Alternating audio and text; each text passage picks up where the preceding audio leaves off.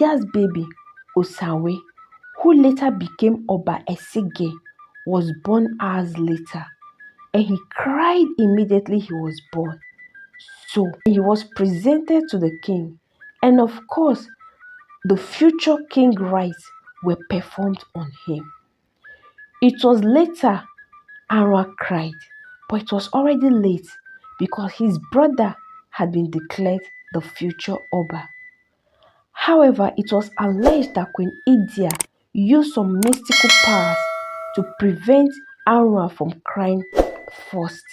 This is to ensure that her child becomes the future king.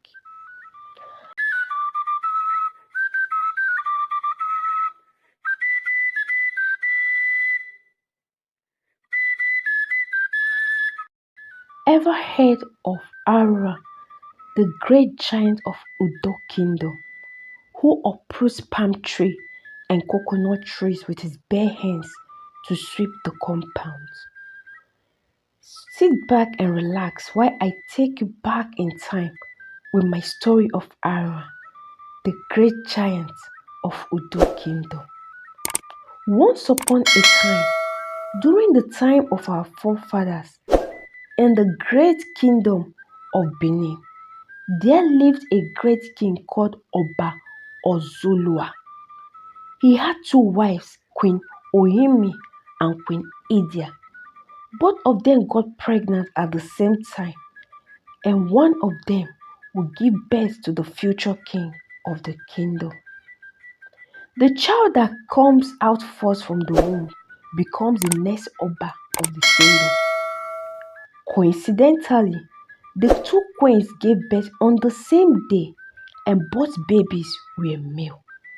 However, Queen Ohimi's son Idubo, also known as Arhuan, came out first, which means that he would have to be the future Oba. But that didn't happen because when Arhuan was born, he didn't let out a cry. That is, he did not cry the way babies cry at birth. And according to the tradition of Benin Kingdom those days, the Oba cannot be presented with a baby that did not cry. However, Queen Idia's baby, Osawe, who later became Oba Esige, was born hours later, and he cried immediately he was born. So he was presented to the king, and of course, the future king rites were performed on him. It was later Arhuan cried, but it was already late because his brother had been declared the future Oba. However, it was alleged that Queen Idia used some mystical powers to prevent Arhuan from crying first. This is to ensure that her child becomes the future king. As years passed by, both sons were growing together, but there was this rift between them because Arhuan felt that he was robbed of his right of becoming a king since he came out first before his brother. As they grew, it was observed that Arhuan was growing faster, bigger, taller, and stronger than his age grade. It was even said that he was about 7 feet tall when he was in his late teens. He grew so big and strong that he could uproot palm trees and coconut trees with his bare hands just to sweep his compound. This is because normal brooms were like ants in his palm.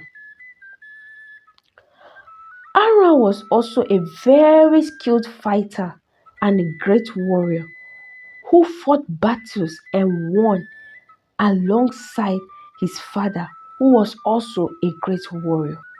And together, they conquered so many kingdoms, cities, towns, and villages.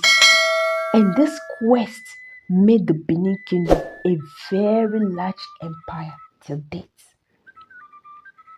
This trait in Arhuan endeared him to his father, and upon seeing the rivalry between him and his brother over kingship, the king decided to do something.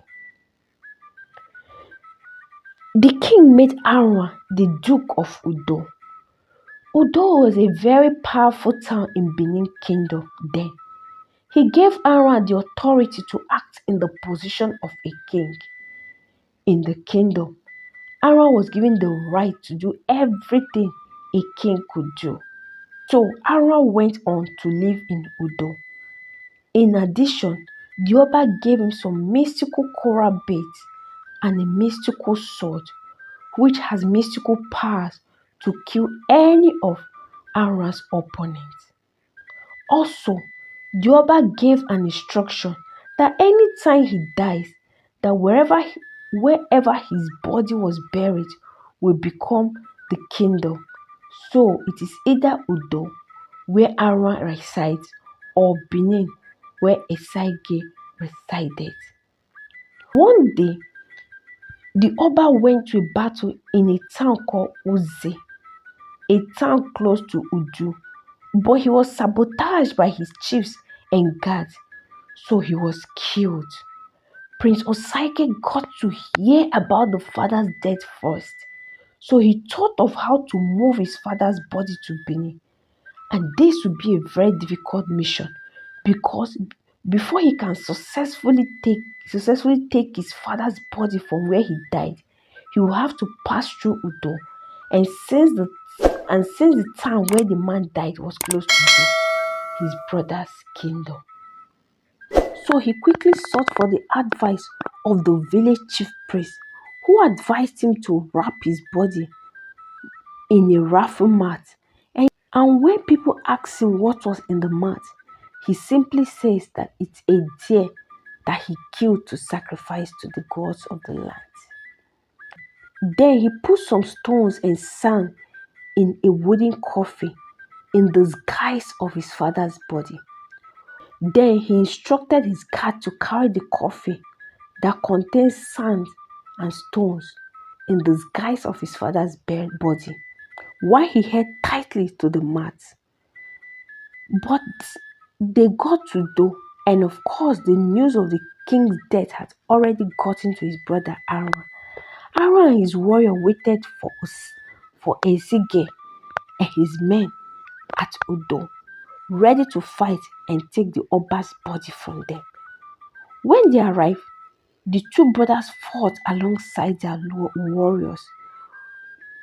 After some time, Ezige and his men pretended to be defeated and released the coffin to Arhuan, and they hurriedly left for Benin City. Arhuan and his men were joyous, and the whole of Udo was filled with sound of victory because they thought they would bury Oba in Udo and that Udo will eventually become the established kingdom. But their celebration was cut short when they started hearing the sound of the big royal drum used for funerals, called the sound coming from Benin, indicating the symbol of a royal burial. Immediately, Arhuan asked that the coffin be opened, and to their surprise, it was filled with just sand and stone. But by this time, it was already late because the Oba had been buried in Benin Kingdom. Arhuan was filled with anger and rage because he has lost both the Oba title and the privilege of having the kingdom established in his Udo. Immediately, Udo and Benin Kingdom went into a full-blown war. This war lasted for years. One day, Arhuan went to Okwedo to wage war against his brother. As Arhuan was leaving for the battle, he instructed his only son, Onini, to stay with his mother. He tied 3 mystical bells around his neck, and he also kept another mystical bell in the house and told them that if the bell makes a disturbing sound, that means that he has been defeated by his brother. So they should leave Udo immediately through the lake to avoid being taken captive to Benin Kingdom. But that if he makes a calm sound, that means he was safe and he won the war. So when he went to the war, he fought so well until he saw a young man looking exactly like him and also fighting exactly like him. He was confused, and immediately he commanded his mystical sword to strike and kill the person. The sword did exactly as it was told. It was when the person was dead that he discovered that his only son actually followed him to the battlefield and that the deceased was his only son. Arhuan was filled with so much rage that he massacred so many people in Benin Kingdom. He actually won the war and he ran back home. And in the process of him running, the bell around his neck was making different sounds, and as well as the bell at home. So when Arhuan's wife saw the bed making the disturbing sound, she quickly headed to the lake and swam away as her husband instructed her. Arhuan got home and didn't find his wife. Then he saw the bell making the noise. Immediately, it dawned on him that his wife had followed his instruction. He quickly ran to the river to see if he can still see or catch up with the wife. But on getting there, she was nowhere to be found. He cried and cried because he has lost his only son, his wife, the right to make Udo a kingdom, and even the throne. In fact, he lost everything. He decided to also jump into a river very close to the one his wife jumped into. His subjects waited for him to return with his wife. They waited and waited, but he never returned. The two rivers where Arhuan and his wife jumped into are separated by a narrow road, and it is said that once in a year, both rivers come together as a sign to show the love both Arhuan and his wife shared. It is also said that his footprint that was left on the soil while he was entering the river formed moats, which till date are being used as pathways to tread the river. The people of Udo and Great Benin Kingdom later made peace, and together they hold the river sacred because they believe that Arhuan is there watching over them and protecting them by using the river to cleanse all the evil out of their lands. So guys, this is the end of my story. Please let me know in the comment section if you enjoyed it. Kindly subscribe to this channel, share, like and comment on this video. Put on your notification bell so that you'll be notified whenever I post a new video. And until I see you again, bye bye.